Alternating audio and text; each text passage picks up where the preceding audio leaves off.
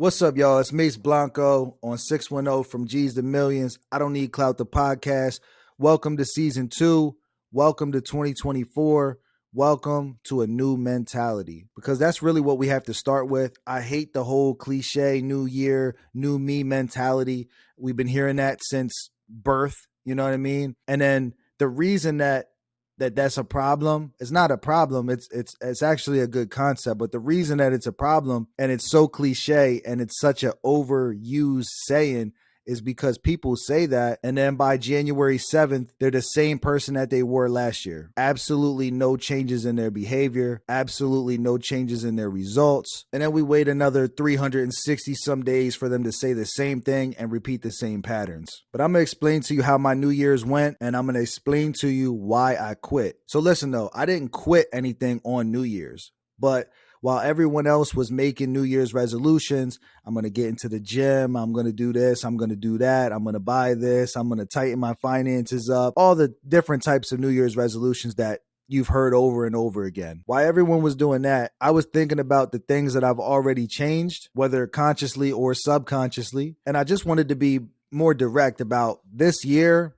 I'm going to continue quitting all of the things I've already quit. I'm not going to go back to old habits. I'm not going to go back to old behavior. I'm not going to go back to hanging out with people that I stopped hanging out with for certain reasons. This is the year we're not backtracking at all, is basically what I'm saying. So like I said, not on New Year's Day. I've already quit before, but I quit smoking, quit vaping, quit drinking. I even quit drinking coffee. I wanted to quit anything that would be considered a vice. And what I mean by that is when you wake up in the morning and you go drink a coffee, even though you might not want that coffee, it's just embedded into your daily routine.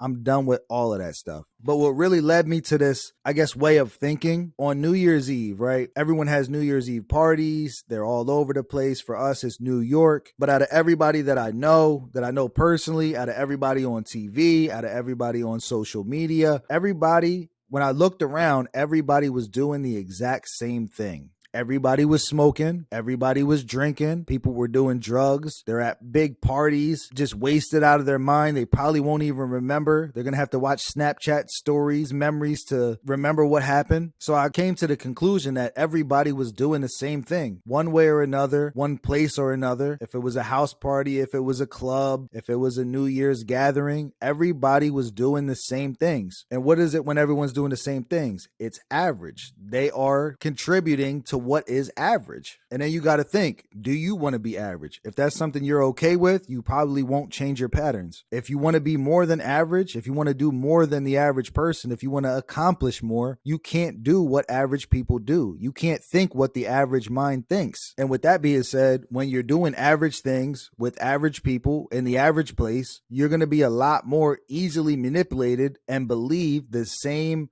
concepts and ideas that average people think. And what I mean by that specifically is the lack of accountability, and everyone has a victim mentality. Think about it. Everybody has a sad story. Cry me a fucking river. Like, I don't want to hear your fucking sad story, bro. Especially when you're not doing nothing about it. That's my biggest problem. Everyone has a sad story, but what are you going to do about it? How are you going to fix it? How are you going to propel yourself into the man that you're trying to be, into the life that you're trying to live? Or are you just going to cry about it and blame your fucking parents? You're going to blame the government. You're going to blame this job that didn't give you opportunity. You're going to blame this other job that didn't promote from within. Like, when are you going to fucking do something about it? And that's where I found myself. Like, damn, I slowly but surely stopped doing all the things that other people do on a daily basis because I wanted to seek some different results. And again, disclaimer, not that I give a fuck. I'm not trying to say that I'm better than someone else, but when you consistently make better decisions, you will consistently get better outcomes. It's not that bad things won't happen to you. It's not that obstacles won't be in your way. But if you're consistently doing the things you're supposed to do, you will get a better outcome than someone that's just floating along doing what average people do. So I'm not saying I'm better than anyone else. I'm not saying you're better or less than. I'm saying we are a sum of the decisions that we make. So you need to make better decisions, or at least decisions that are congruent with who you're trying to be, who you are. So again, just like on all my episodes, if you go back and listen to season 1, the one thing that I encourage anyone to do is challenge the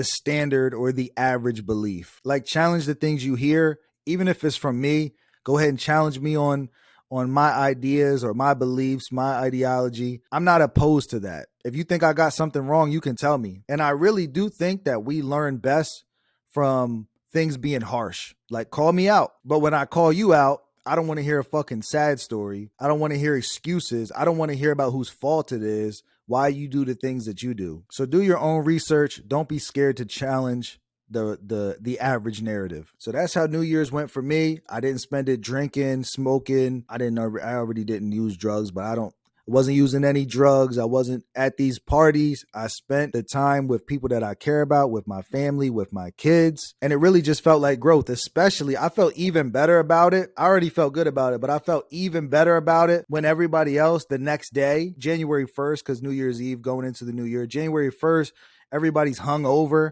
Everybody feels like shit.